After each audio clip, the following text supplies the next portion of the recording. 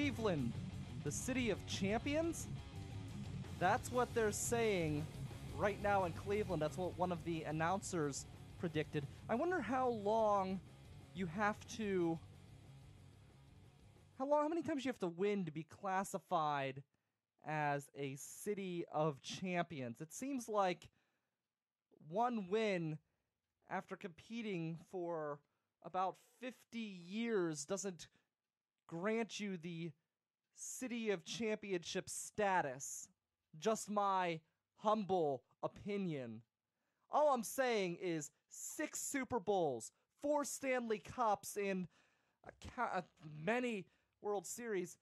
But in the recent era for us, we've had 4 cups since the 60s, but we've had 2 cups in the recent era, 2009 and just this past year, obviously 2008 with our last Super Bowl. So yeah, they've got 1 championship in a team that's never done it before. All I'm saying is maybe the term City of Champions is maybe a little bit overdoing it. Just, again, my humble opinion. I'm glad for Cleveland, to be honest. I know everyone in this town hates Cleveland, so they're miserable anytime the city experiences any type of success, but I don't have any issues with the Cavaliers.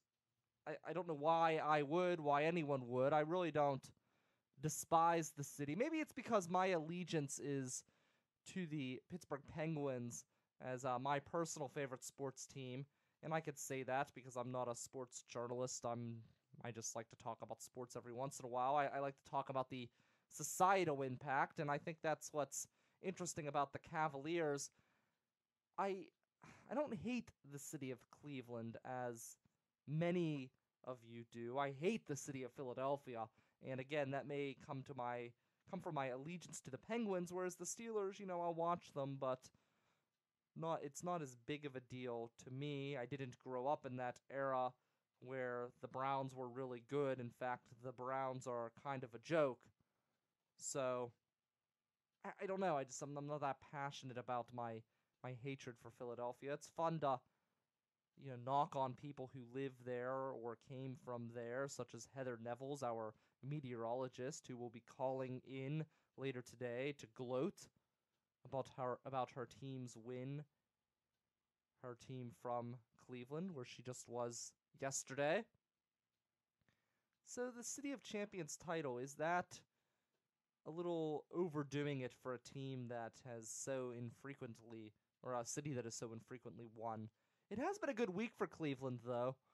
They were just rated the number 1 metal scene in the United States. Pittsburgh came in number 3, so kudos to us. I mean, we do have some phenomenal metal bands here in Pittsburgh, such as Greywalker and Only Flesh and Claymore and all of these great local metal bands that I've been fortunate enough to experience at some of the great music festivals I've been a part of.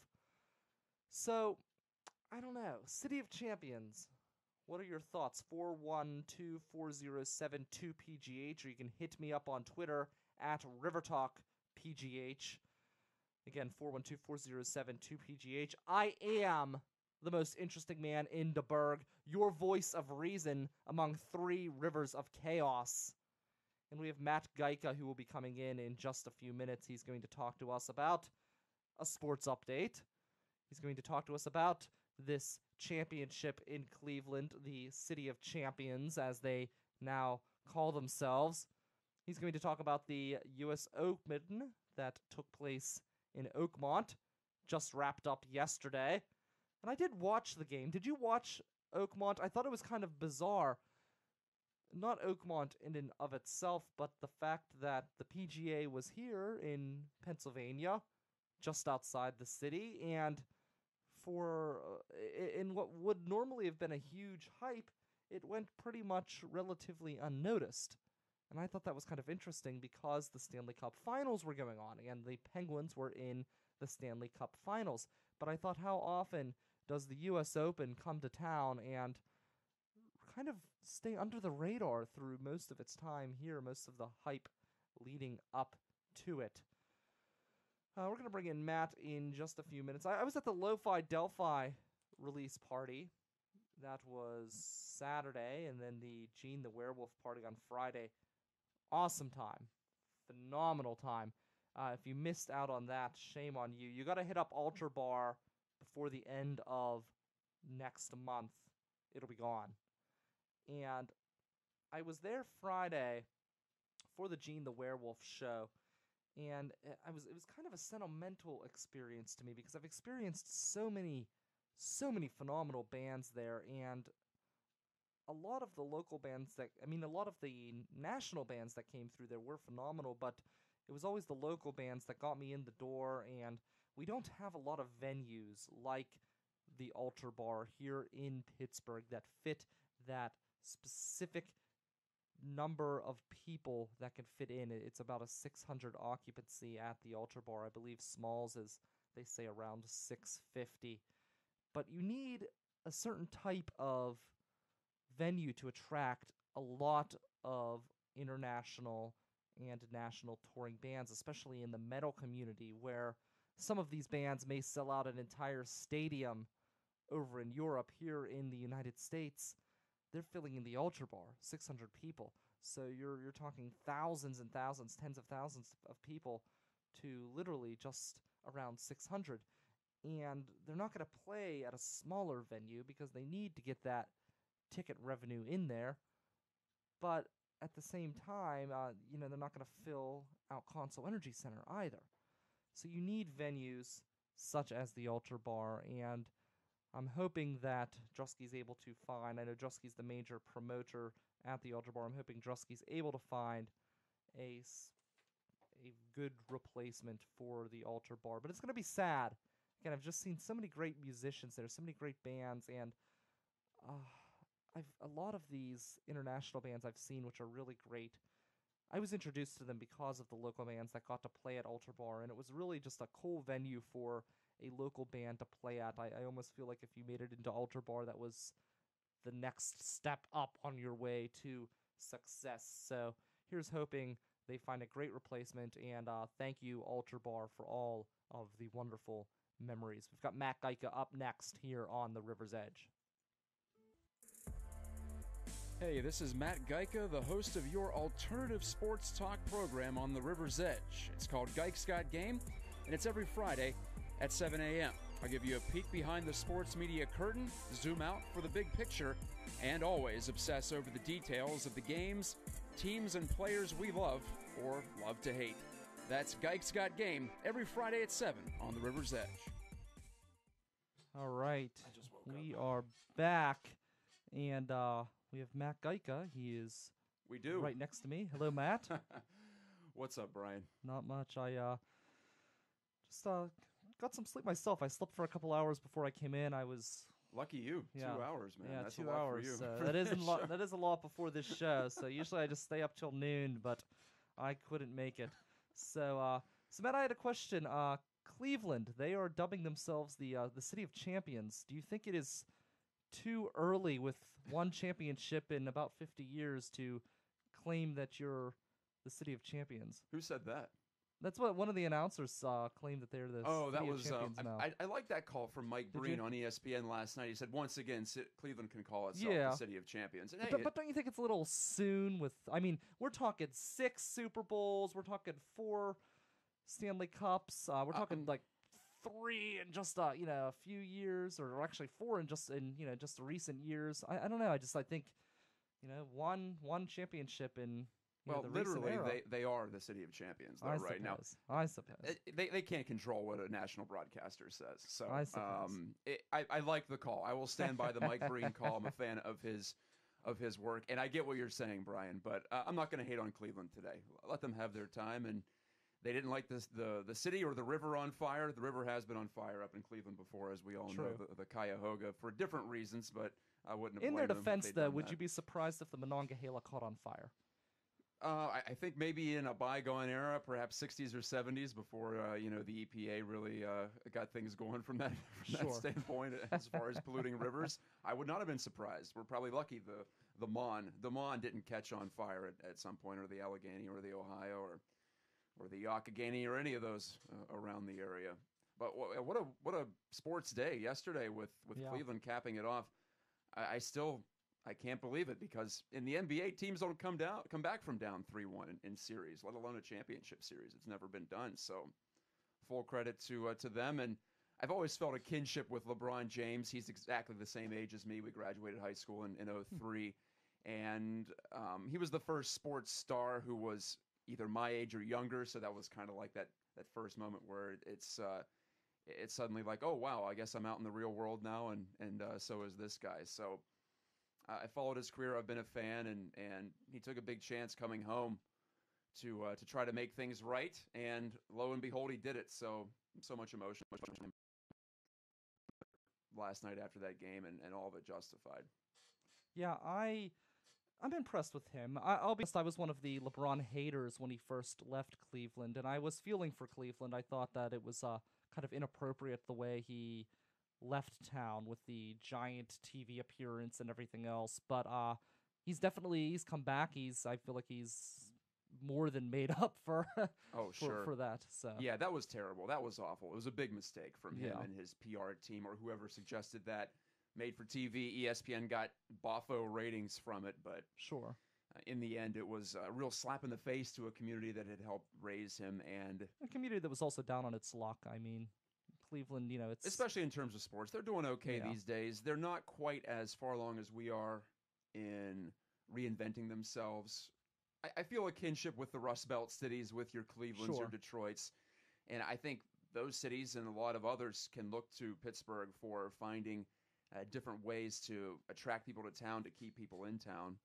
Pittsburgh's become such a medical hub that's been key to that turnaround. But you're having companies like Google invest, and we're talking off the field, off the court, off the ice here, but I think it all applies. And well, any bit of positive emotion and energy can help a city. So I've been up there a couple of times. I don't find it to be as bad as other people say. their So, highways are much nicer. They are, but they have more space. That's a Midwest city. Sure. Pittsburgh has the hills, the rivers, and I may be making excuses, but Poor planning as well. yeah, right. I don't think anyone back in the 1940s or 30s thought that Pittsburgh was going to become this size of a city. That's always my thought when I drive through.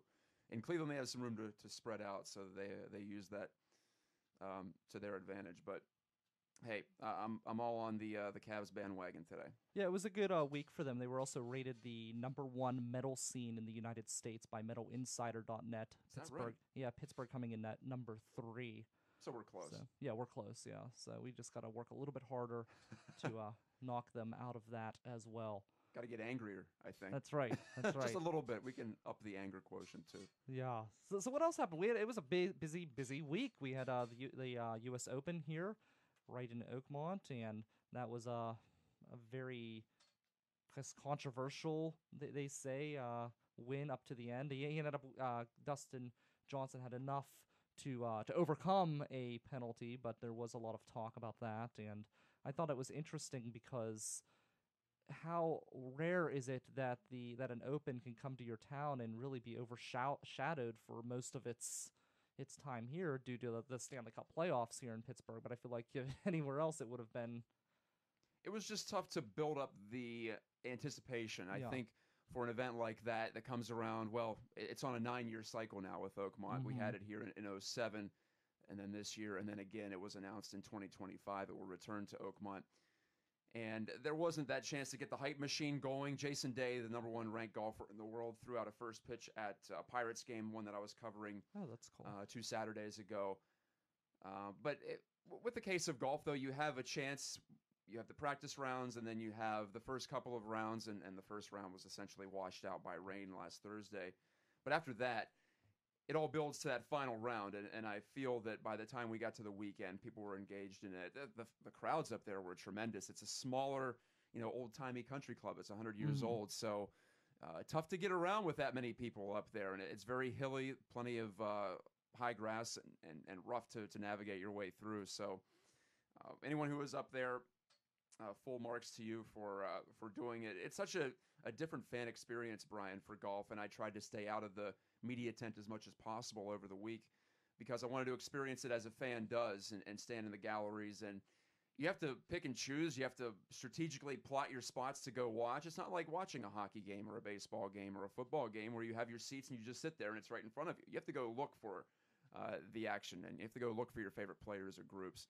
And that part of it really appeals to me. It's a very old-fashioned feeling. And you mentioned the controversy. Dustin Johnson was just so damn good off the tee and hitting greens. He led the field in driving distance and greens in regulation. The last time anyone did that at a U.S. Open was Tiger Woods in 2000 when he won by 15 strokes. So that tells you how dominant he was from tee to green, and he putted just well enough to win. But the penalty stroke that you referred to, I'm not going to bore your listeners with the details of it, but what was really cool about it was everyone had these, I guess, ear-attached radios, and they were given out at the event. I had one of them. You could listen to the radio coverage. Yes, there is radio for golf. I did not know that. Yeah, and very descriptive stuff, and you bounce around the course, you know what's going on. But as word leaked out that Johnson was going to be penalized, most likely after the round, for inadvertently moving his ball on the fifth green, people started to really get behind Dustin and cheer him on, and also jeer the USGA, and which is the United States Golf Association that runs the tournament. But they were just screaming out to some of the officials walking along the fairway, saying, screw the USGA. It was getting pretty heated out there, and a lot of beers, I think, contributed to that as well. It was a hot day, and people getting a little delirious. But such energy, and mostly positive at the end, as Johnson didn't just hold on, but really pulled away.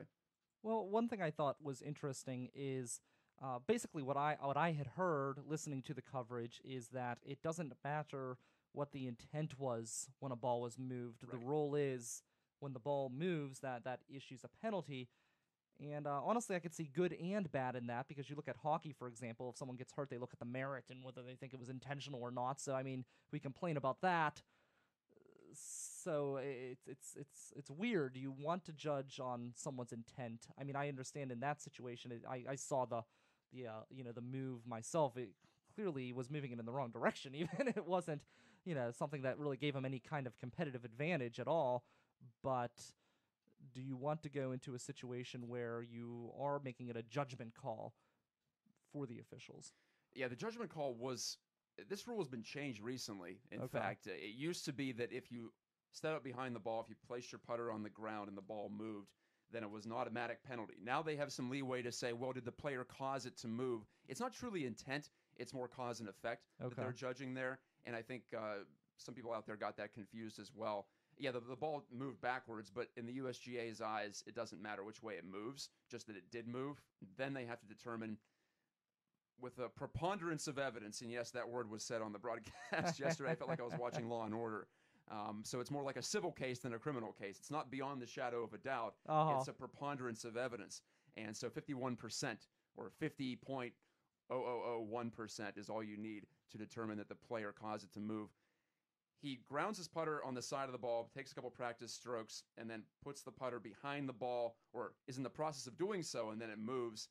I didn't see enough there to determine, for me, satisfactorily that he was the one who moved it. Those greens they were running so fast yesterday, Brian. They were cut so tight.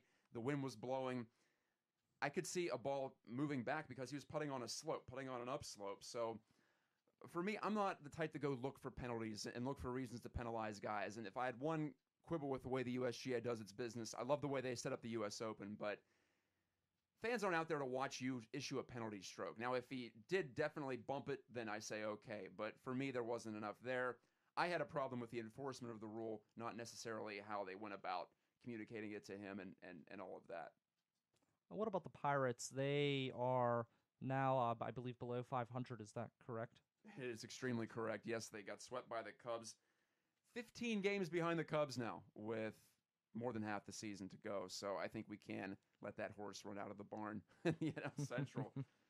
But the pitching's gone downhill. Even the young, promising Jamison Tyone got hit a little bit last night at Wrigley Field, and I'll confess I didn't follow too much of this weekend being busy up at Oakmont. But what I do know from reading the coverage on DKPittsburghSports.com from our Josh Yohe and watching the highlights and all of that, the pitching continues to let them down. I know they're not hitting as well as they did, but at some point the pitching has to do something. And they're on this incredible tailspin in June, and I don't know if they'll be able to pull out of it because they need internal improvements, or maybe a trade is in the works because Neil Huntington has rarely been in this position in the last few years where his team is this far out of contention, at least for a division, and also falling out of a wild card. So maybe that increases his desperation level.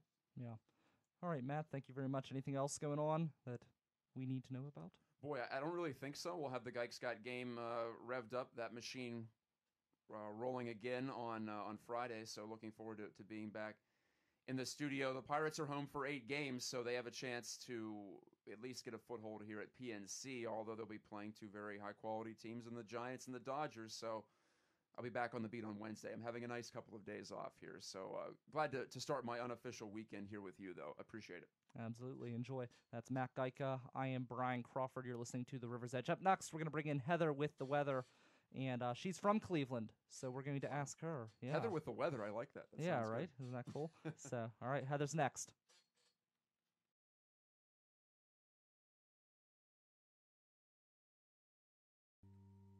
Good stuff from Matt Geica here at riversedgepgh.com.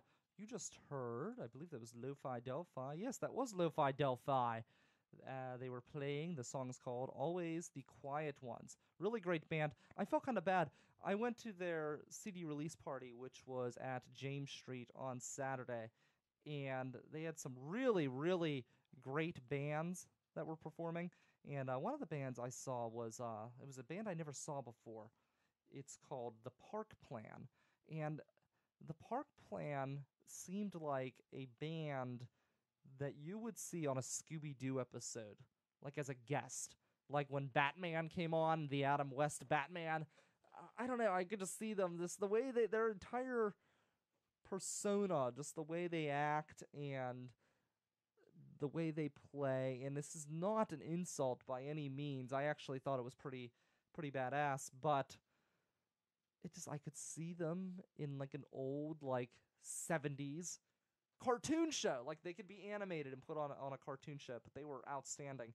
And we're hoping to get them here on the network at riversedgepgh.com. The entire event was great. Crow Moses was there. Jeremy K. Wood hosted the show. Just fantastic musicians. Really an all-star lineup for the event. So we're waiting for Heather. I'm not sure where she is exactly, but we're gonna try to get her on the network. I don't know. Let's see. We got our weird news. Let's see. Let's pull that up. Where is the weird news music? I'm producing my own show. I'm not sure what's going on with Tyler. He's not here, but I don't even see the weird news music. I must knocked it out of here. So we'll it's the weird news music. The weird news is real simple. Cleveland, the Cavaliers, won a championship. So that in itself is weird right there. Heather, she's at work, so she was going to try to call in and kind of get her boss's grace to give us a call while at work to talk about the game, but maybe her boss said absolutely not. I don't know. But she works an interesting job. I understand how that is. That was the one thing. I was at the Lo-Fi Delphi party, and it sucked because, I mean, the party was phenomenal. The party did not suck at all, but I had to work that evening. So here I am at the party. I'm seeing, I see Jeremy K. Wood. I see Crow Moses. I see the Park Plan. And the City Steps, who I was told was a phenomenal band. I got to check them out.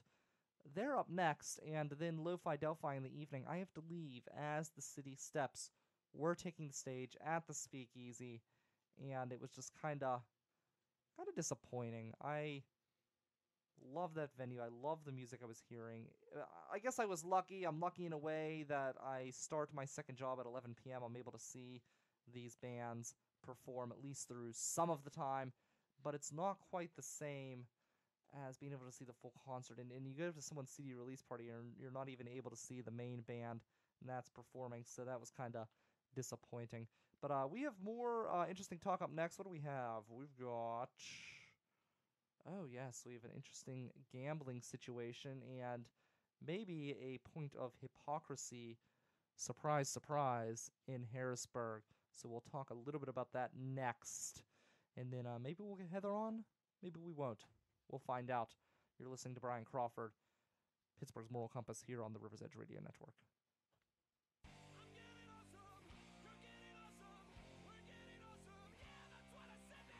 Hi, I'm Mike Storr, host of the Awesome Cast, which you can hear right here on River's Edge Radio. We're talking tech, getting geeky every week with people from Pittsburgh in the industry. Go check us out, awesomecast.net, or listen to us right here on River's Edge Radio, Thursday mornings, 8 a.m. after Funny Money. I don't know. I thought Mary Jane and Spider-Man were like an item. Maybe I'm wrong. Either way, good stuff by Dawn Strange. I'm not going to doubt him. He clearly knows more about nerddom than I do. Yeah, I don't know what's up with Heather. I guess she can't make it to the phone, can't get off from her job. That's kind of sad. Oh well. Well, I kind of miss having her around. She was like a staple on the River's Edge Radio Network and on my show. She's been there from the beginning, so she still does her weather updates when she can. We play them here, and we're going to start putting them in the stream, I think, tweaking them up a little bit for 24-hour streaming. But talk about tweaking.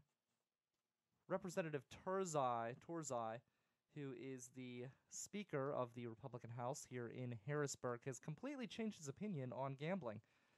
He was opposed to it, and now he's in favor of it. At least he's in favor of allowing gambling machines at bars and places like that. And it could possibly bring in a ton of revenue to the city, or to the Commonwealth. Then again, so was the regular gambling at the casinos. That was going to bring in some revenue as well. They're looking at bringing in, let's see, has here a few thousand tables.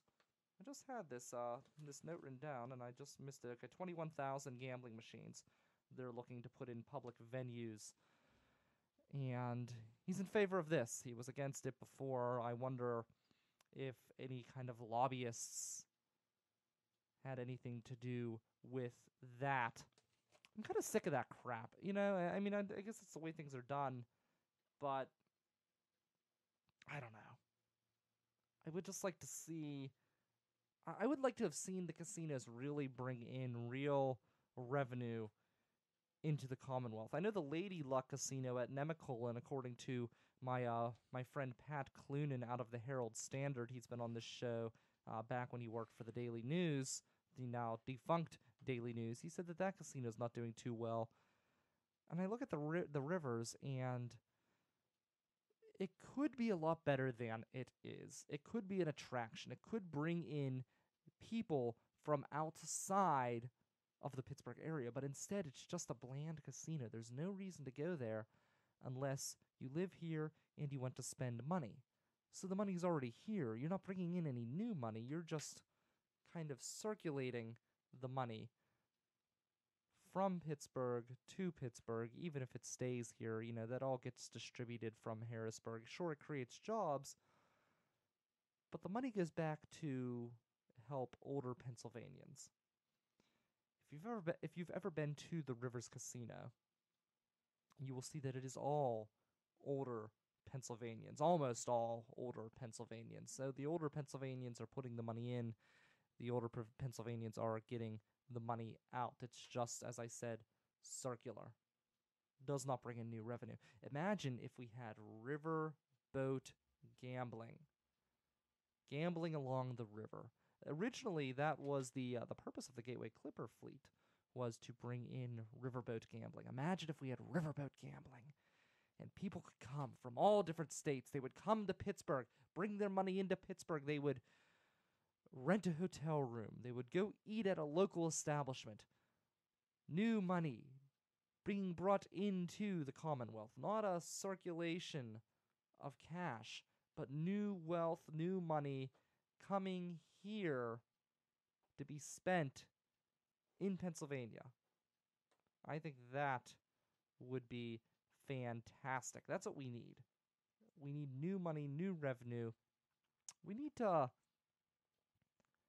handle this pension program. There's so many problems in this Commonwealth that could be handled if we could bring in some new revenue through gambling, but instead it's just shuffled around and we don't really get anywhere. So I'm not sure. I guess Heather's not going to be able to call in today, and I'm tired. I literally woke up and walked down to the studio, got us. I can't even speak correctly, and my words are slurring. I need a new job is basically what I'm saying. So if you know where to look, please let me know. What is today? Monday. Today is Monday. Catch us Wednesday. I'll be back here in this chair, maybe in one of those other chairs if we get Tyler back in studio, but I will be here Wednesday with you 10 to 11 as always. We'll have Amanda Narcisi in as well, telling you what to do this coming weekend here in the Burgh. Until then, I am the most interesting man in the Burgh, Brian Crawford. You're listening to the River's Edge Radio Network. Be sure to listen to Bold Nights Out, 7 a.m. here at riversedgepgh.com. Hi, I'm Tom, and I know money. And I'm Matt, and I know funny. Catch us Thursday mornings at 7 a.m. Real financial information For the regular guy. right here at riversedgepgh.com. Your voice for local music.